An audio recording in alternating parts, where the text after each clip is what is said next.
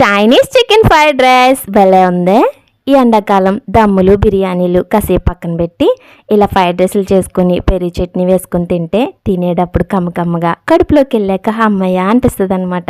చేసుకోవడం కూడా చాలా సింపుల్ అండి. ముందుగా ఒక 1/2 కిలో మెత్తని ముక్కలు చికెన్ తీసుకుని కొంచెం వాటర్ వేసుకుని లైట్గా సాల్ట్ వేసుకుని ఉడకబెట్టేసి పక్కన పెట్టుకోవాలి. తర్వాత ఒక పెద్ద దబరా తీసుకుని అందులోకి 4 టేబుల్ స్పూన్ ఆయిల్ వేసుకుని ఒక ఎగ్ని బాగా బీట్ చేసిన తర్వాత స్వీట్ కార్న్, క్యారెట్, ఉడకబెట్టుకున్న చికెన్ పీసులను కూడా వేసి ఒక 10 నిమిషాలు బాగా ఫ్రై చేసుకోవాలి హై ఫ్లేమ్లోనే. తర్వాత మనం ముందుగా ఉడకబెట్టుకున్న రైస్ని కూడా వేసేసుకొని ఇందులోకి 1 టేబుల్ స్పూన్ పంచదార, 1 టేబుల్ స్పూన్ వైట్ పెప్పర్, సరిపడా సాల్ట్, 1/2 టేబుల్ స్పూన్ మిరియాల పొడి, 1 టేబుల్ స్పూన్ సోయా సాస్ వీటన్నిటిని వేసి బాగా టోస్ట్ చేసేసి వేడిగా ఉన్నప్పుడే స్ప్రింగ్ ఆనియన్స్ పైన అలా అలా జల్లేసుకొని ప్లేట్లో వేసుకుని అలా పెరుగు చట్నీ వేసుకొని తినండి.